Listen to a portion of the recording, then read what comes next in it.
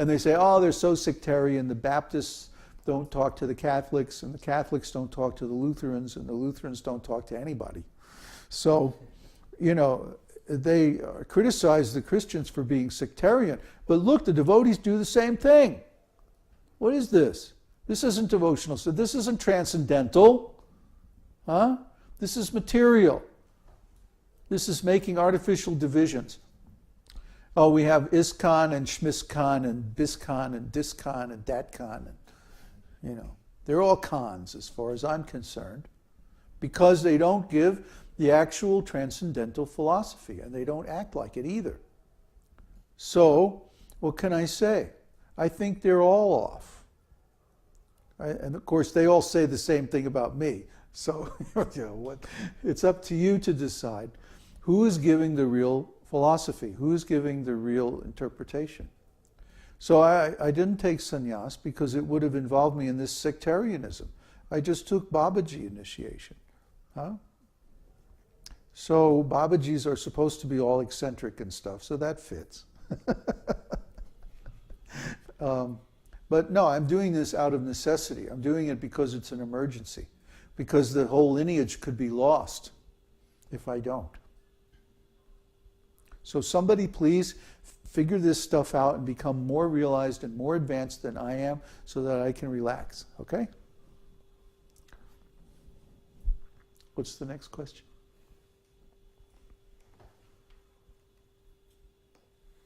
There's a question from Krishna Prapti. Is it correct to think that the 10th canto Srimad Bhagavatam has not really been revealed? Would this be that the nature of the 10th canto is actually revealed internally? Oh, very nice question. You understand the question? Should I repeat? Yeah, repeat the question. Is it correct to think that the 10th canto of Srimad Bhagavatam has not really been revealed? Would this be that the nature of the 10th canto is actually revealed internally? Now, do you understand? Realization. No, what he's saying is that we have, Srila Prabhupada did not finish translating the 10th canto. He finished up to the 3rd chapter only, translating and commenting on 10th canto. After that, he withdrew his manifested pastimes. So, in other words, he didn't give the 10th canto. That's coming through somebody, has to come through somebody else.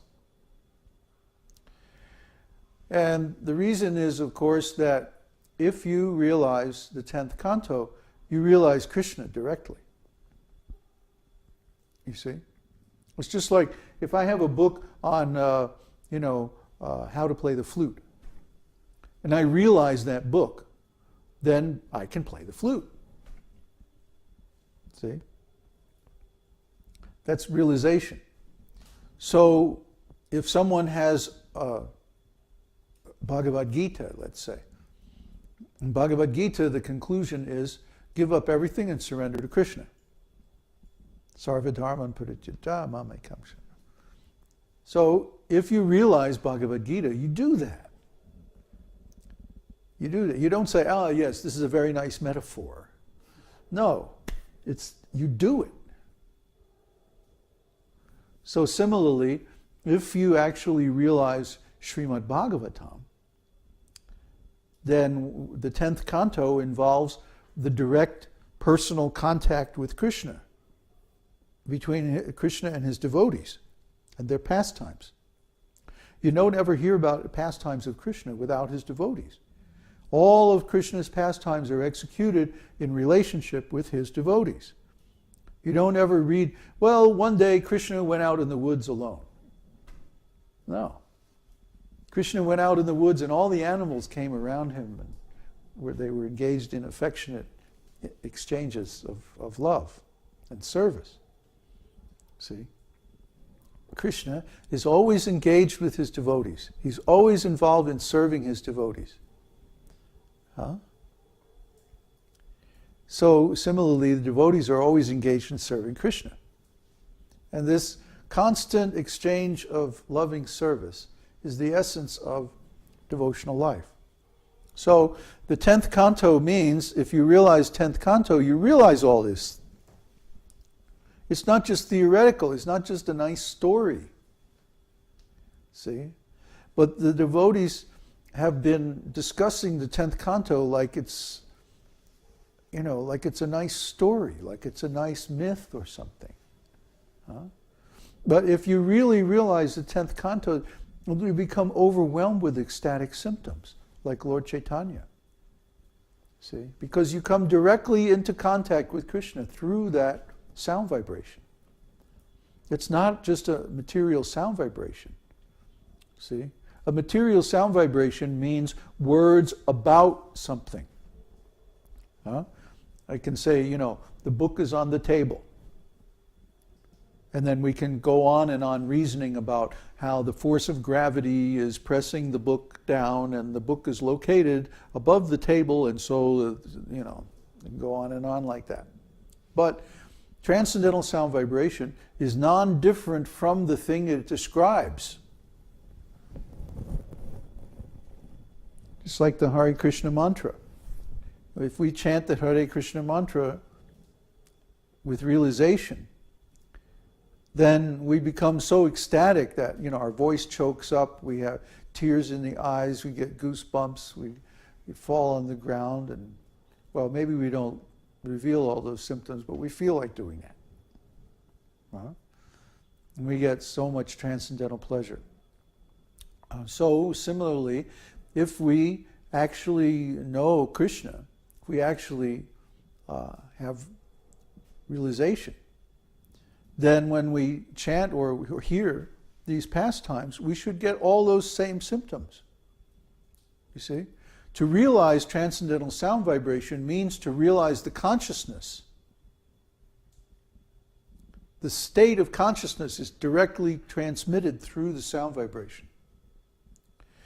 So we should, for example, in the Jaiva Dharma by Bhaktivinoda Thakur, he recommends to chant the holy name constantly, day and night, while at the same time reading advanced devotional literatures like the 10th canto of Srimad Bhagavatam, and books by the Goswamis like Ujjvala Nilamani, and these kind of rasa shastras that deal with extremely ecstatic pastimes of the Lord and his devotees.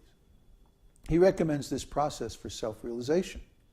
So to do that, you have to understand the whole science of rasa. You have to be pure, you have to be austere, you have to be renounced, you have to be so many things. So if we artificially stop that process of realization and say, no, everybody has to be in the regulative principles. That's all. That's it. You can't go beyond that. It's like the glass ceiling. We know there's some pastimes, there's some realizations above that, but every time we try to go there, we hit this glass ceiling. See? We can't get through it. The glass ceiling is there in organizations, organized Vaishnavism, because the leaders are attached to their positions. See? It's like, I don't want a leadership position. Will somebody please come along and do this better than me so I can relax? That's my mood. That's really my mood. I'm not just joking. I'm trying to say that I wish that you all would become great Vaishnavas so I don't have to worry about this anymore. You all become leaders and do this better than me. Organize this mission and spread it all over the world, more intelligently, more energetically, more successfully than me.